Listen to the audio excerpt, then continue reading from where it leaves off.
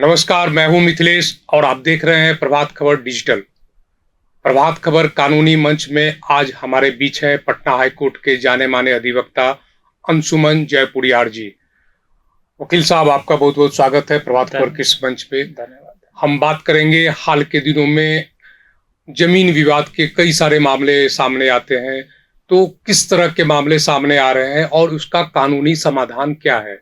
सबसे पहले हम वकील साहब से जानना चाहेंगे कि टाइटल सूट को लेकर क्या कानून में प्रावधान किए गए हैं, इससे किस तरह की राहत लोगों को मिलती है। जी, टाइटल सूट से है मामला कि अगर कोई संपत्ति का इन लोगों के बीच में भाई में विवाद हो रहा है तो उसको जो है डिमार्केशन किया जाएगा, बजाते उन लोगों को हिस्सा दिया जाएगा, वो कोर्ट्स के माध्यम से होता है जी। तो वो कोर्ट में टाइटल सूट फाइल करेंगे, उन लोगों का बराबर बराबर हक मिलेगा।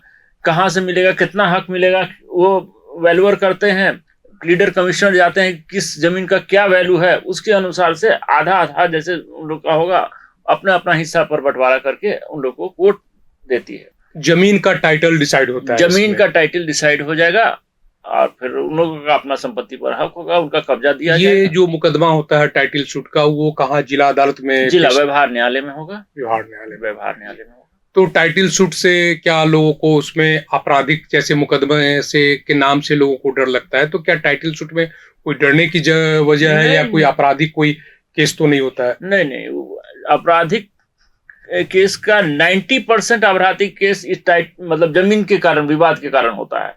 अगर जमीन विवाद थोड़ा सा और फास्ट हो जाए, अगर हम लोग वहां पर तुरंत न्याय मिल जाए, हल अगर निकले टाइटल सूट पे, अगर आप जाएं और उसमें समय से उसका हल निकल आए तो आपराधिक मामले भी कम हो जाएंगे। 90% मामले खत्म हो जाएंगे, क्योंकि ज्यादातर इसी से होते हैं, मारपीट या डिमार्केशन, बाउंड्री रैयत के बीच में प्रॉब्लम होता है, भाई भाई में प्रॉब्लम हो रहा है, कोई जमीन बेच दिया, उसका होता है कि मेरा भी शेयर बेच दिया। जी। तो वो उस तरह के मामले ज्यादा रहते हैं, उसी में मारपीट ये वो बहुत होता है। और इस तरह के विवाद का सबसे जो अनुकूल है स्टेप है, वो है टाइटल सूट में आप जाएं। बेस्ट। इसी तरह दाखिल खारिज को लेकर कई तरह के ये बातें सामने आती है कि उसमें देरी होती है, उससे क्या फायदा होगा। तो अगर भाइयों के बीच में विवाद नहीं है, सहमति से बंटवारा हो रहा है, तो भी दाखिल खारिज कितना जरूरी है।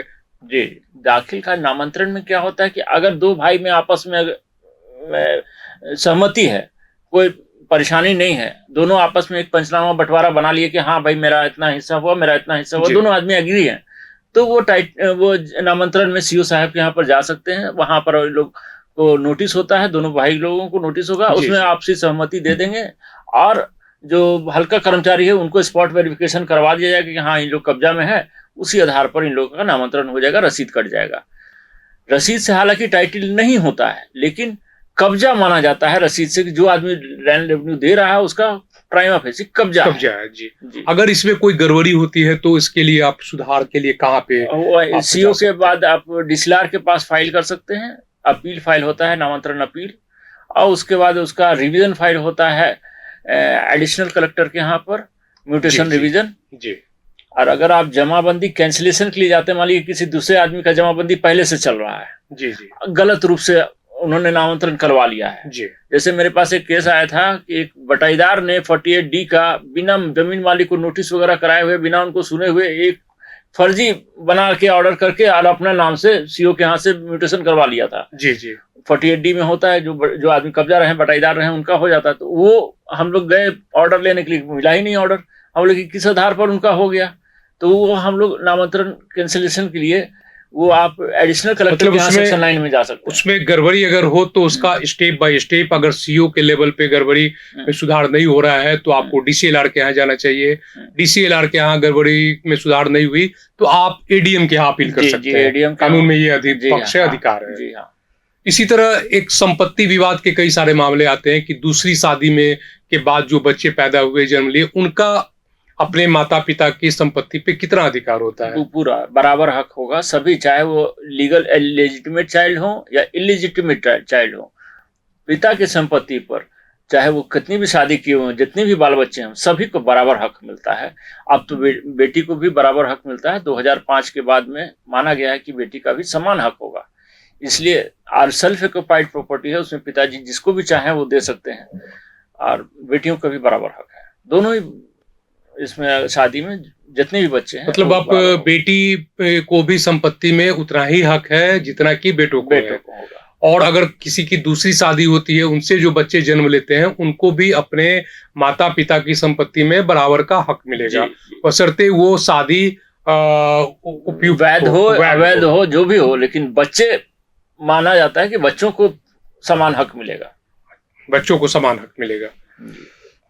हाल में घरेलू हिंसा और दहेज के कई मामले आते हैं, तो घरेलू हिंसा से निजात दिलाने के लिए कानून में क्या प्रावधान है? डोमेस्टिक वायलेंस एक्ट का एक नया एक्ट बना हुआ है, जिसमें कि घरेलू हिंसा से संबंधित जितने भी हो सकते हैं, उसमें आपको मामले में आपको फाइल आप करिए, वहाँ पर आपको मेंटेनेंस मिलेगा, वहाँ पर आपको रहने के लिए घर वगैरह का मिलेगा, आपको मेडिकल वाला मिल सकता है, बाल बच्चे अगर हैं तो उसको भी पढ़ाई का खर्चा, मेंटेनेंस, सारा कुछ मिलेगा। तो घरेलू हिंसा ज़्यादा बेटर ऑप्शन है किसी भी महिला के लिए। और इसके लिए आपको पहले कोशिश किया जाता है कि उस मामले को ही सॉर्ट आउट कर दिया जाए, ताकि ये मामला आगे बढ़े नहीं। तो दोनों पति पत्नी दोनों को बैठा करके सबसे पहले काउंसलिंग, फैमिली कोर्ट में काउंसलिंग भी होती है, समझाया जाता है दोनों पक्षों को, कोशिश किया जाता है कि ये मैटर को खत्म कर दिया जाए, जो कि आगे डाइवोर्स तक नहीं जा पाए लोग, और मैटर खत्म हो। और उसके बाद अगर नहीं हो तो फिर घरेलू हिंसा का जो एक्ट है उसमें आप कानून प्रावधान है कि आप उस पे अपना आवेदन करें और कानून के अनुसार रिलीफ मिलेगा। वकील साहब, हाल के दिनों में बिहार सरकार जमीन का सर्वे करवा रही है, तो ये सर्वे कितना उचित है? सर्वे को लेकर कई तरह की भ्रांतियां हैं कि कागज नहीं है, वो दस्तावेज नहीं है, चौहद्दी नहीं पर है, तो कम से कम कागजातों में हम कैसे अपना सर्वे का जो फॉर्म है, परफॉर्मा, उसको भर सकते हैं? सर्वे में एक फॉर्म निकला हुआ है, उसमें आपको सबसे पहले मांगा जा रहा है कि आपका टाइटल है उस जमीन पर कैसे है, क्या आपको किस डॉक्यूमेंट से आप दिखा रहे हैं। तो कोई सेल डीड से खरीदे हुए हैं, कोई पुश्तैनी जमीन आई है, एंसेस्ट्रल प्रॉपर्टी है, वो प्रॉपर्टी के बारे में वो डॉक्यूमेंट्स पर फाइल कर रहे हैं। अगर अभी ही चाह रहे हैं कि अगर हमको सर्वे में, चूंकि अगर मान लीजिए कि बंटवारा नहीं हुआ, भाई लोगों का जॉइंट चल रहा है, तो वो अभी ही सर्वे में आपस में बंटवारा करके दाखिल कर देंगे कि हाँ हम लोग बंटवारा हो गया, अब इतना इतना हमको चाहिए। तो सर्वे में भी अलग अलग नाम उसका रिकॉर्ड हो जाएगा खतियान में, ताकि आगे भविष्य में उन लोगों को बंटवारा सूट के लिए वगैरह जाने का जरूरत नहीं पड़ेगा, ये लोग अभी करा दे तो वो उन लोगों के लिए सहूलियत हो जाएगा, आगे टाइटल सूट से बच सकते हैं और अभी वो लोग बंटवारा भी कर सकते हैं, तो वो बेटर रहेगा अभी। और मांगा जा रहा है कि रसीद पहले आपका पोजीशन है कि नहीं, इसलिए वो कर्मचारी आपके सब जमीन में जा करके पहले पोजीशन देख रहे हैं।